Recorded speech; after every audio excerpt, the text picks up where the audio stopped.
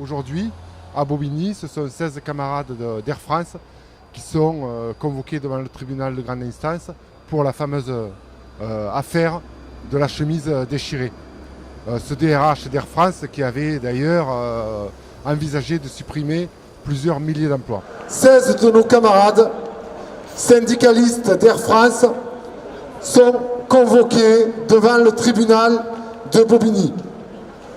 Le camarade de Rhône-Alpes, lui, est convoqué à Grenoble.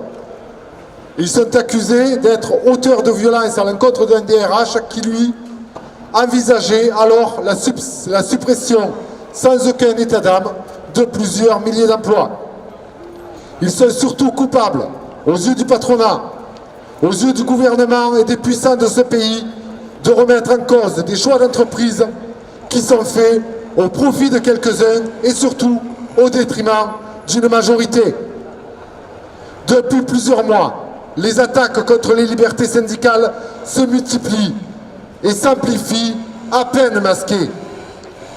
D'ailleurs, les patrons déploient toute leur imagination pour amplifier ces attaques qui revêtent bien des formes différentes. Discrimination dans le déroulement des carrières, entrave à l'exercice du droit syndical, atteinte à la liberté d'expression, fermeture des bourses du travail ou remise en cause de locaux historiques alloués à notre organisation, atteinte au droit de grève, convocation devant les tribunaux, etc., etc. Ce qui est contesté, en fait, c'est notre droit à nous organiser, à défendre avec les armes qui sont les nôtres, dont le droit de grève et la manifestation, notre outil de travail, notre pouvoir d'achat. Cette répression généralisée remet en cause un des droits constitutionnels fondamentaux que sont le droit au travail, le droit de grève et le droit d'adhérer à l'organisation syndicale de son choix. La CGT le dit et le répète.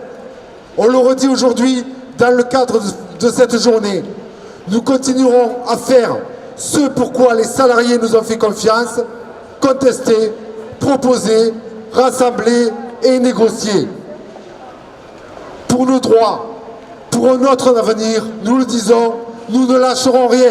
Nous continuerons à réclamer une loi d'amnistie pour toutes celles et ceux injustement condamnés dans l'exercice de leur mandat ou de leur activité syndicale.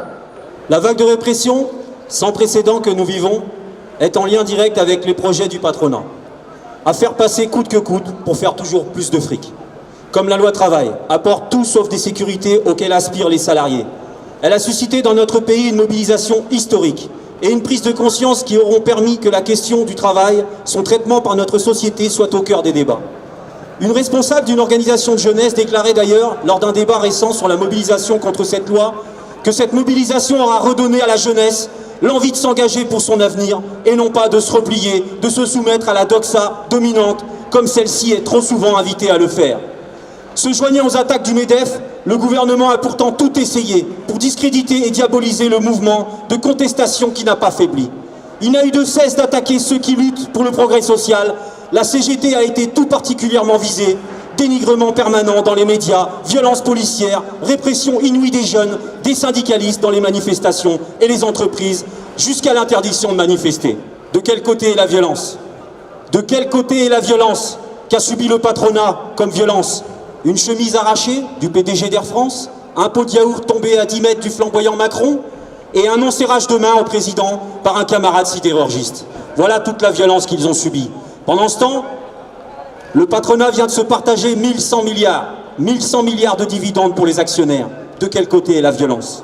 Pendant que des millions de salariés, des milliers de représentants de ces salariés vivent, eux, dans la misère, sont condamnés à vivre au SMIC à perpétuité et vont travailler la boule au ventre, la peur au ventre de perdre son emploi et subissent tous les jours un management répressif, infantilisant, humiliant, stressant, angoissant, non valorisant, abrutissant, etc., etc.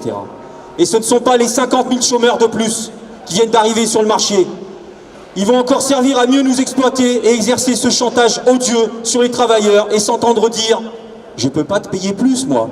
Sois content, tu as déjà un boulot. Si tu n'es pas content, tu dégages. » Toute cette doctrine que les forces progressistes, comme la CGT, combattent, qui consiste à nationaliser la dette pour les travailleurs et privatiser les bénéfices pour les actionnaires, qui se partagent, je le redis, plus de 1100 milliards de dividendes par an et ont reçu 48 milliards d'euros au titre du CICE contre seulement 140 000 emplois créés.